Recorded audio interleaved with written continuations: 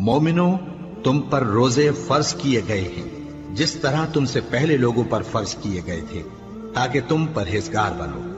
روزوں کے دن گنتی کے چند روز ہیں، تو جو شخص تم میں سے بیمار ہو یا سفر میں ہو تو دوسرے دنوں میں روزوں کا شمار پورا کر لے۔ اور جو لوگ روزہ رکھنے کی طاقت رکھیں لیکن رکھیں نہیں، وہ روزے کے بدلے محتاج کو کھانا کھلا دیں۔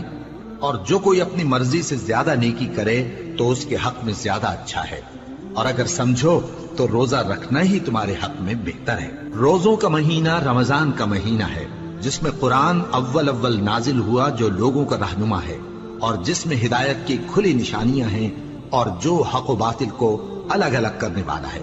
تو جو کوئی تم میں سے اس مہینے میں موجود ہو چاہیے کہ پورے مہینے کے روزے رکھے، اور جو بیمار ہو یا سفر میں ہو تو دوسرے دنوں میں روزے رکھ کر ان کا شمار پورا کر لے۔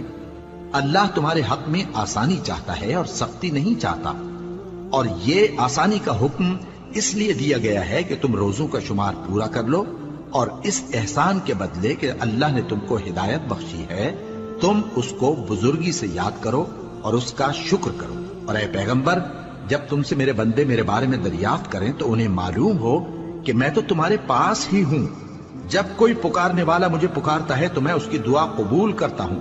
تو ان کو چاہیے کہ میرے حکموں کو مانیں اور مجھ پر ایمان رکھیں تاکہ نیک رستہ پائیں۔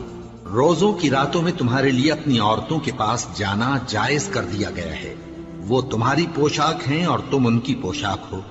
اللہ کو معلوم ہے کہ تم ان کے پاس جانے سے اپنے حق میں خیانت کرتے تھے، سو اس نے تم پر مہربانی کی اور تمہاری حرکات سے درگزر فرمائی، تو اب تم کو اختیار ہے کہ ان سے مباشرت کرو۔ اور اللہ نے جو چیز تمہارے لیے لکھ رکھی ہے یعنی اولاد، اس کو اللہ سے طلب کرو اور کھاؤ اور پیو، یہاں تک کہ صبح کی سفید دھاری رات کی سیاہ دھاری سے الگ نظر آنے لگے۔ پھر روزہ رکھ کر رات تک پورا کرو، اور جب تم مسجدوں میں اعتکاف بیٹھتے ہو تو ان سے مباشرت نہ کرو، یہ اللہ کی حدیں ہیں، ان کے پاس نہ جانا۔ اسی طرح اللہ اپنی آیتیں لوگوں کے سمجھانے کے لیے کھول کھول کر بیان فرماتا ہے تاکہ وہ پرہیزگار بنے۔ اور آپس میں ایک دوسرے کا مال ناحق نہ کھاؤ، اور نہ اس کو رشوتاً حاکموں کے پاس پہنچاؤ تاکہ لوگوں کے مال کا کچھ حصہ ناجائز طور پر کھا جاؤ، اور اسے تم جانتے بھی ہو۔